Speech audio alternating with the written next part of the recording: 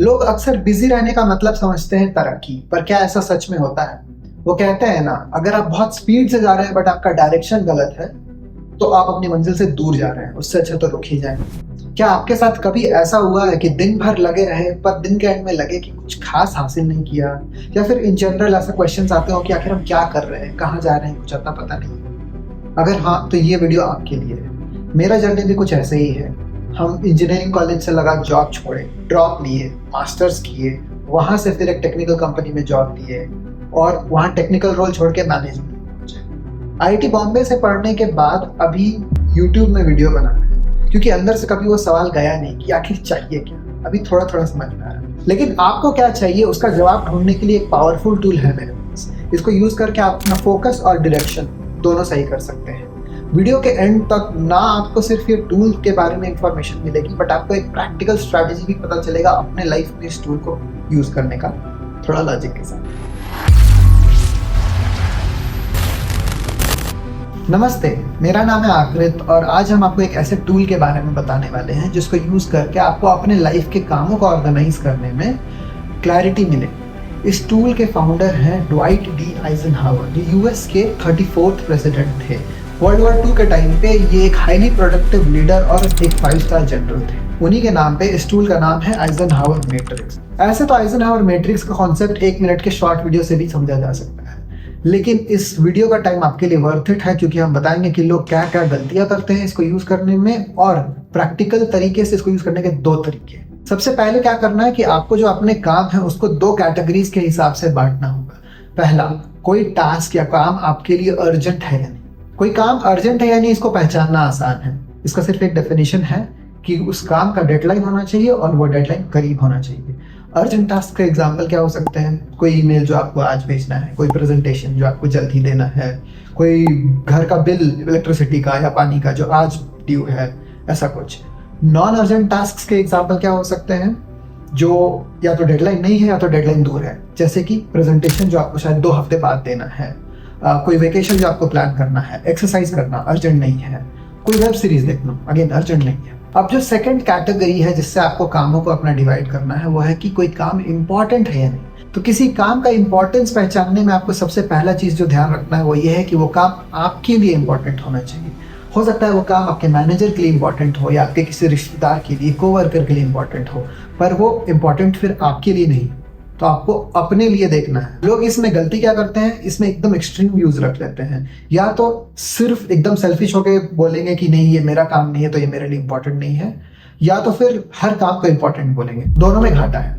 अगर आप हर काम को इंपॉर्टेंट बोलेंगे तो फिर जो रियली में आपके लिए इंपॉर्टेंट होगा वो नेग्लेक्ट हो जाएंगे, बाकियों के साथ मिल जाएंगे। और अगर आप समझेंगे कि सिर्फ सेल्फिश होना है और सिर्फ मेरे लिए जो इंपॉर्टेंट है वो इंपॉर्टेंट है, तो आपको लॉन्ग रन में घाटा पड़ सकता है। हो सकता है आप किसी रिश्तेदार की या कोवर्कर की मदद करें तो वो आपको फ्यूचर में हेल्प करे, या तो फ्यूचर में आपका टाइम बचाए, या तो फिर कभी आपको जरूरत पड़े तो आपको हेल्प मिल सके, तो वो भी इंपॉर्टेंट हो सकता है। तो एक बैलेंस फाइंड करना जरूरी है। तो आपके लिए रियली में इंपॉर्टेंट क्या है? देखिए, आप कोई सा भी टूल यूज करें टाइम मैनेजमेंट का, चाहे वो आइजनहावर मैट्रिक्स हो या कोई और, उसका पर्पस क्या होता है कि आप ऐसे कामों को ज्यादा करें जो आपके लिए इम्पोर्टेंट है और बाकी कामों को जल्दी जल्दी खत्म करना है। हम किसी से भी बात करते हैं टाइम मैनेजमेंट के बारे में तो लोग कहते हैं हाँ टाइम मैनेजमेंट बहुत जरूरी है क्योंकि time is money. Really time is money? कैसे? आपसे कोई स्टेटमेंट बोलेंगे तो अगले बार पूछिएगा कैसे।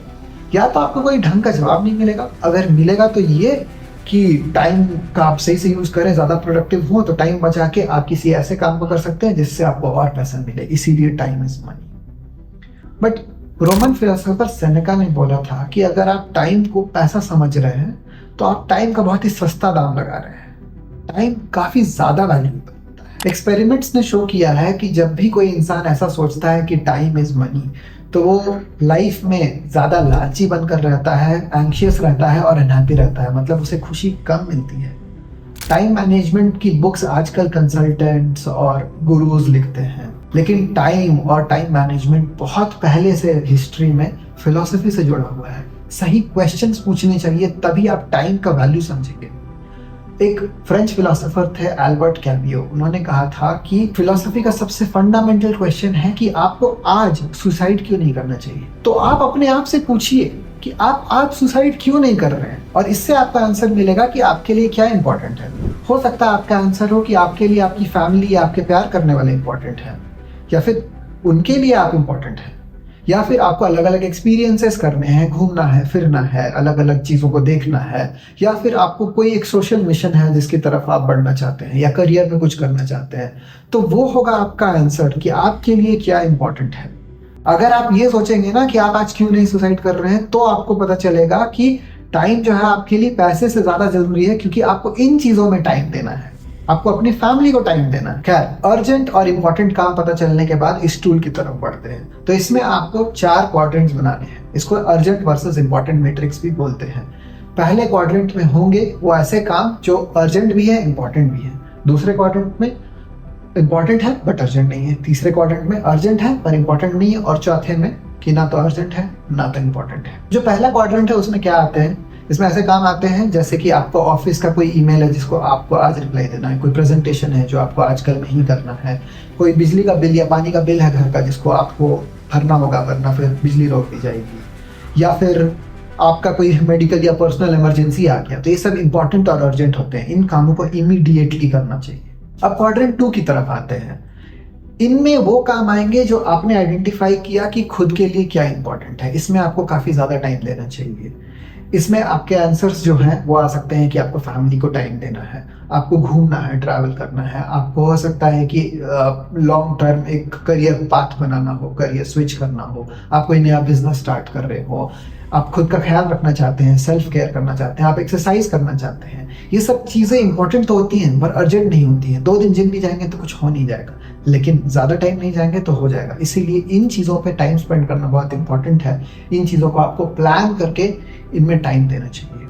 अब क्वाड्रेंट 3 की तरफ आते हैं। इनमें ऐसे काम होते हैं जो अर्जेंट तो है पर इंपॉर्टेंट नहीं है। ऐसे कामों को अगर आपके पास रिसोर्सेज हैं, अगर आप ऐसे पोजीशन पे हैं कि कोई और कर सके तो आपको किसी और को दे देना चाहिए। अगर नहीं तो इन कामों को जितना हो सके ग्रुप करके एक साथ करना चाहिए। इनमें कैसे काम आ सकते हैं, जैसे घर में कोई प्लम्बिंग या इलेक्ट्रिकल का काम हो तो आप खुद से करने की जगह प्लम्बर या इलेक्ट्रिशियन को बुला लें। हो सकता है आपके कोवर्कर्स का, रिलेटिव्स का कोई इंटरप्शन हो, अवॉइड कर सके तो कर लीजिए। अगर आपका कोई कॉल है या मीटिंग है जो आपके लिए अटेंड करना ज़रूरी नहीं है, या कोई और काम जो कोई और कर सके, ये सब ग्रुप 3 में आते हैं। सोशल मीडिया नोटिफिकेशंस इस कैटेगरी में आते हैं। वो कई बार अर्जेंट होते हैं कि अभी देखो, पर क्या इंपॉर्टेंट है? Most likely not. अब क्वाड्रेंट 4 की तरफ आते हैं। इनमें ऐसे काम होते हैं जो ना तो अर्जेंट है ना इंपॉर्टेंट है। इन कामों में जितना कम टाइम दे उतना बेटर है। इनमें एग्जांपल्स देख लेते हैं। सोशल मीडिया स्क्रॉल करना, रील्स देखना, वेब सीरीज देखना, वीडियो गेम्स खेलना, या फिर गॉसिप करना, फालतू के आर्ग्यूमेंट्स करना। बट इसमें आपको एक गलती से बचना है। ऐसा होता है कि अगर आप सिर्फ इंपॉर्टेंट काम कर रहे हैं तो आप बर्नआउट हो जाएंगे और आप बिल्कुल रिलैक्स नहीं रहेंगे। तो उस पॉइंट पे रिलैक्सेशन भी आपके लिए इंपॉर्टेंट है। तो अगर आप किसी शाम बैठ के बस टीवी देखना चाहते हैं या कोई वेब सीरीज देखना चाहते हैं तो दैट इज़ ओके, बट आप उसके लिए प्लान कर लीजिए कि हाँ ये मुझे रिलैक्स करना है तो यहाँ पे ये काम मैं कर सकता हूँ। तो ये था मैट्रिक्स। अब इसको जानने के बेनिफिट्स देख लीजिए। आप ज़्यादा कंट्रोल में रह सकते हैं। आपको पता है कि आपके लिए रियली में क्या इंपॉर्टेंट है, आप वो सब कामों को कर सकते हैं। दूसरा, आपको स्ट्रेस कम होगा क्योंकि आप वो सारे काम कर रहे हैं जो आपको करना चाहिए। आप लाइफ में बढ़ रहे हैं जिधर आपको बढ़ना चाहिए। आपको ये नहीं लगेगा कि मुझे क्या करना है। और तीसरा, आप ज़्यादा प्रोडक्टिव रहेंगे। मतलब जो ज़रूरी काम उनमें तो ज़्यादा टाइम देंगे ही, जो ज़रूरी नहीं है उनको भी जल्दी जल्दी खत्म कर देंगे या किसी और से करवाएंगे। अब जैसा कि मैंने वीडियो के स्टार्टिंग में बोला था, आइजनहॉवर मैट्रिक्स को यूज़ करने के 2 तरीके। पहला तरीका है आप इसको डेली बेसिस पर यूज़ कर सकते हैं अपने कामों को शेड्यूल करने के लिए, कि आप हर दिन या हर हफ्ते की शुरुआत में आइडेंटिफाई कर लें कि आपको ये काम करने हैं, ये आपके लिए ज़्यादा इंपॉर्टेंट है। क्वाड्रेंट 1 और 2 वाले कामों पे ज़्यादा ध्यान दें जो आपके लिए इंपॉर्टेंट है, और 3 और 4 वालों को जितना हो सके कम टाइम दें। दूसरा तरीका ये है कि इससे आप अवेयरनेस बढ़ा सकते हैं कि आपके लिए कौन से कैटेगरी के काम ज़्यादा इंपॉर्टेंट है। आप इसको समय समय पर रिविजिट कर सकते हैं कि हाँ भाई, मेरे लिए अब ये नए काम आ गए हैं, इनमें से ये इंपॉर्टेंट है, इनमें से ये इंपॉर्टेंट नहीं है, किनको ज़्यादा करना है, किनको नहीं करना है। और टाइम मैनेजमेंट के जो बाकी टूल्स हैं उनको यूज़ करके आप काम को शेड्यूल कर सकते हैं। बट अवेयरनेस के लिए ये टूल काफ़ी इंपॉर्टेंट है। अब एक सजेशन है, जैसा कि मैंने बताया कि आपको पहचानना ज़रूरी है कि आपके लिए क्या इंपॉर्टेंट है। हो सकता है कि वो फैमिली के साथ टाइम स्पेंड करना हो सकता है कोई नया करियर पाथ, नया बिजनेस करना हो। बट उन सभी के लिए आपको फाइनेंशियली स्ट्रांग रहना होगा, चाहे वो फैमिली के लिए हो चाहे वो बिजनेस के लिए हो। तो आप पर्सनल फाइनेंस को स्ट्रांग करने के लिए टाइम ज़रूर डेडिकेट करें, ये काफ़ी इंपॉर्टेंट है। और क्या आप बता सकते हैं पर्सनल फाइनेंस का फर्स्ट स्टेप क्या होता है? Emergency funds. तो इमरजेंसी फंड जरूर बनाएं। इमरजेंसी फंड्स होने से किसी को मुसीबत घड़ी में कैसे फायदा हुआ है या फिर ना होने से किन किन मुसीबतों को झेलना पड़ा है, इसकी रियल लाइफ स्टोरीज जाननी है तो इस वीडियो पे क्लिक करें। इसमें कहानियां बहुत सॉलिड हैं और रियल लाइफ बेस्ड हैं। अगर आपके लिए पर्सनल ग्रोथ इंपॉर्टेंट है और आप फाइनेंसेस, हेल्थ और प्रोडक्टिविटी के मामले में इंप्रूव करना चाहते हैं तो हमसे जुड़िए, सब्सक्राइब कीजिए इस चैनल को। सी यू।